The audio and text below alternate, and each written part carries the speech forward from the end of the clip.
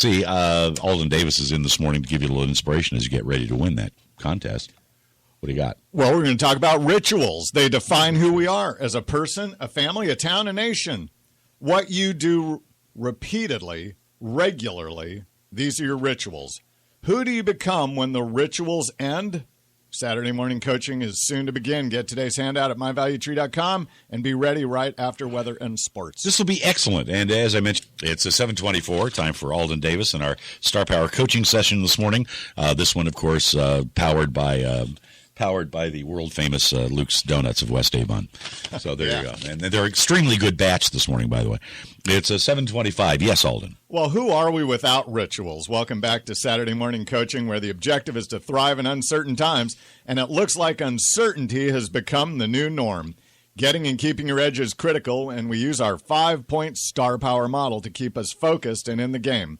Accountability is the 5th point of the model, and Coach wants you to know if you are ready today to stand in the gap.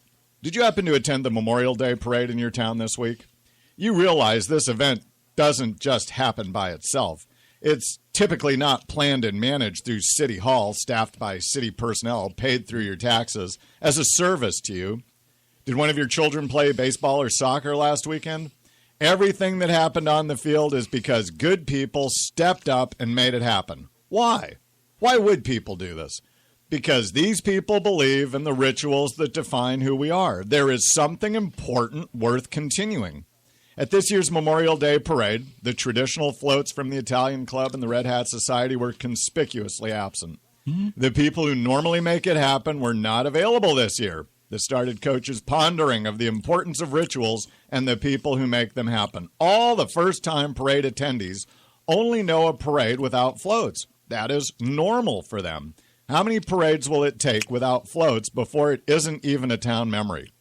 Banksy is a high-profile, anonymous graffiti artist in England.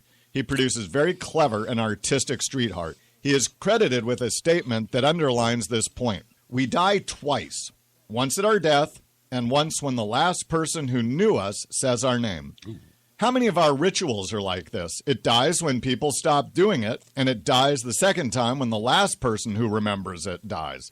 Coach finds this a very sad thought. Will my children keep the family traditions and stay linked to their roots, or will these slip away when I am gone?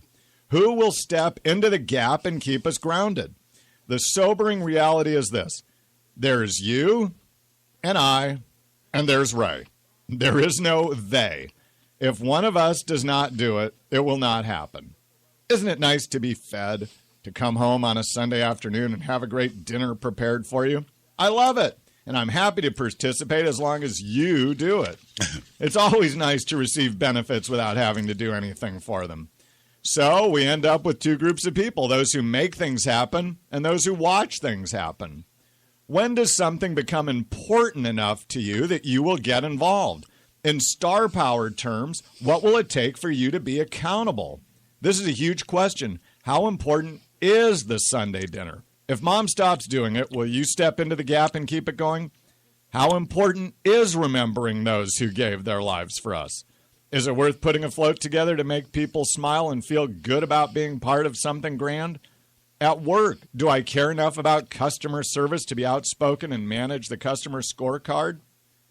Coach just heard you say, who am I to take the lead? Well, this is the point of today's coaching session. Why not you? You are the perfect one to take the lead. Oh, here comes the list of excuses, the why nots. Well, folks, that's a normal reaction. You're facing into a major moment of personal growth, and that can be scary. You are going to demonstrate leadership. You are going to take a stand on an issue and follow through with action. I believe honoring our war dead is important, and I will take the lead in next year's parade. Super uncomfortable place to be, out front. Yes, someone may criticize you, but you will rally others to help. Another person will challenge you, but you will press on. There are some things important enough that you have no choice but to get involved. Stepping into the gap is not for the faint of heart, but you can do it. Teddy Roosevelt summed it nicely when he stated, It is not the critic who counts, not the person who points out how the strong one stumbled, nor where the doer of deeds could have done them better. The credit belongs to the person who is actually in the arena, whose face is marred by dust and sweat and blood, who strives valiantly, who errs and comes short again and again, who knows great enthusiasms, the great devotions, and is interested in a worthy cause, who at the best knows in the end the triumph of high achievement, and who at worst, if fails, at least fails while daring greatly, and will never be placed with those cold and timid souls who know neither victory nor defeat. Don't risk the rituals. Step up and step into the gap. I'm Coach Davis. I like that. That was a good one. That was a really good one.